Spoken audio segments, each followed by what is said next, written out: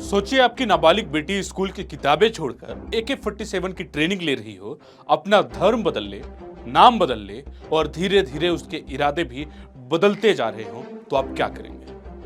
ये कहानी किसी फिल्म की नहीं और ना ही मैं आपको द केरला स्टोरी की कहानी सुना रहा हूं। ये कहानी उत्तर प्रदेश की एक सच्ची कहानी है।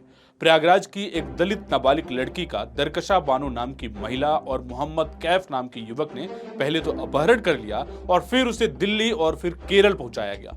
वहां उसका धर्म बदला गया और फिर जिहादी बनाने की ट्रेनिंग दी जाने लगी। लड़की किसी तरह भागी और पुलिस तक पहुंची। खुलासा हुआ तो ऐसा सच सामने आया जिसे सुनकर हर कोई हैरान रह गया। एक दलित नाबालिग लड़की को बहरा फुसलाकर मई माह में यहाँ से वाया ट्रेन केरल ले जाया गया। केरल में दलित लड़की को किसी तरह से यह समझ में आया कि उसके साथ हो क्या रहा है।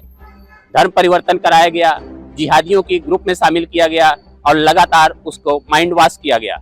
एक बड़ा मॉड्यूल था, देश के विरोध षड्यंत्र करने वाला यह मॉड्यूल था। हो सकता है ये जिहादी और आतंकवादी मॉड्यूल रहा हो।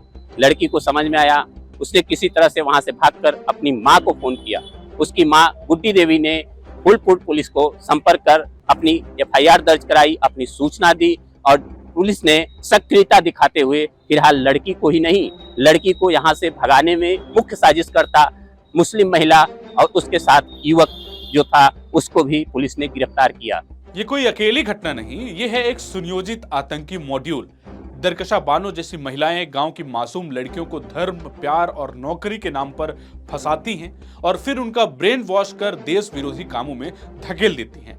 नाबालिग लड़की ने पुलिस को बताया कि मुझे हथियार चलाना सिखाया जा रहा था, देश से नफरत करना सिखाया जा रहा था, कई और लड़कियां मेरे साथ थीं, सबका ब्रेन वॉश किया जा रहा था। उत्तर प्रदेश और केरल पुलिस के ज्वाइंट एक्शन में 2 आरोपियों की गिरफ्तारी हो चुकी है।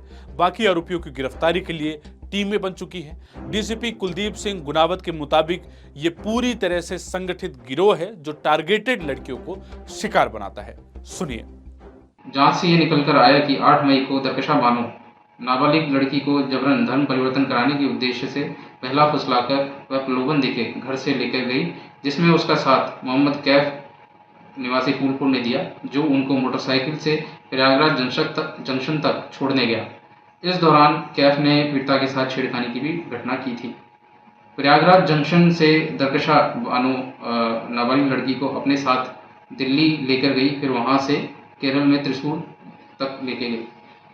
इस संबंध में पीड़िता द्वारा आरोप लगाया गया है कि केरल में दरकशा बानो द्वारा उसको वहां कुछ संदिग्ध लोगों से मिलवाया गया, जिन्होंने उसको पहले पैसों का प्रलोभन दिया, बाद में जबरन धर्म परिवर्तन करवाया और वहां रुककर जिहाद के लिए सिखलाई का दबाव बनाया। यह सब देखकर वह घबरा गई तथा वहां से किसी तरह से बचकर भागी और रेलवे स्टेशन त्रिशूर पर पहुंची, जहां पर स्थानीय पुलिस द्वारा उसको देखा गया और उसके परिजनों को सूचित किया गया और CWC केरला में रखा गया। ऐसे में सवाल ये उठने लगा है कि क्या आज के दौर में पेरेंट्स को बच्चों के पढ़ाई के अलावा उनकी सोच, दोस्त, ऑनलाइन एक्टिविटी सब पर ध्यान देने की जरूरत है, क्योंकि एक छोटी सी लापरवाही उन्हें किसी और की सोच का गुलाम बना सकती है। अगर आप चाहते हैं कि देश की हर बेटी सुरक्षित रहे और स्वतंत्र रहे तो इस वीडियो को शेयर करना ना भूलें। धन्यवाद।